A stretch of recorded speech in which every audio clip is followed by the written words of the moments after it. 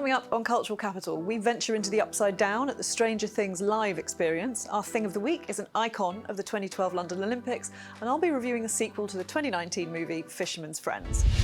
Since it launched in 2016, Stranger Things has become a TV phenomenon for its mix of nostalgic styling and absolute terror, which is why the Stranger Things live experience in Brent Cross sounds like my idea of absolute hell. We headed down there to find out what on earth they were thinking. The London fans have definitely demonstrated that they are big fans of the series. So they're clearly excited about what we have produced on TV, and now we are bringing this experience here into the UK. This beautiful venue is 30,000 square feet. And with that said, our guests will be walking through the experience and covering pretty much every square inch as they go through. So it's quite large of an experience and more than immersive. So a lot of clever design has taken place. Our guests will actually be walking through actual set pieces, if you will. They're going to come to the town of Hawkins and they're going to go through a journey, and this journey is going to take them through iconic scenes from the hit TV series, and they may discover that they actually have hidden powers. Once they unlock their hidden powers, they will work alongside with their favorite characters throughout the series to fight the evils that lurk within Hawkins, and hopefully they survive the Upside Down. The mixtape is such a unique place. It is our food and beverage and retail hub. And like I said, we're paying homage to iconic scenes from the series. We even have buyers' living rooms, so if you wanted to come and have a seat on that sofa, you're more than welcome to.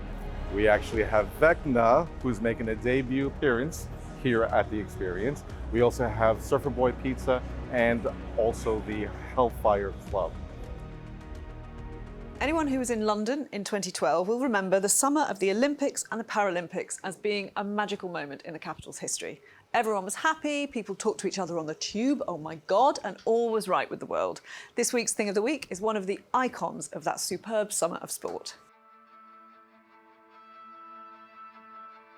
So we're here in a display that features the Olympic cauldron. This is the cauldron that was designed by Thomas Heatherwick, and it probably is one of the most memorable moments of the Olympic Games, that moment when the different petals of the cauldron are lit, and then the cauldron stalks rose up together and then formed this dramatic cauldron. So looking back on 2012, that moment when it was lit, I think all of us will remember it. This is really the last chance to see a recreation of the cauldron here at the Museum of London.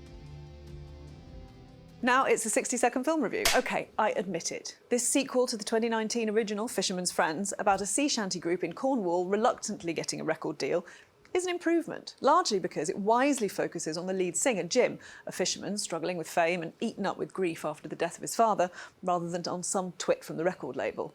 Adapted again quite loosely from real life, it follows Jim as, unable to work through his feelings because he's a bloke, he implodes and takes the band with him, to the fury of the already sceptical label boss. Look, it has its moments. The cast is accomplished and gives conviction to even the clunkiest lines. James Purefoy imbues Jim with a dignity the rather basic script doesn't always afford, and the singer-songwriter Imelda May is pleasingly understated as a former rock star looking for a simpler life.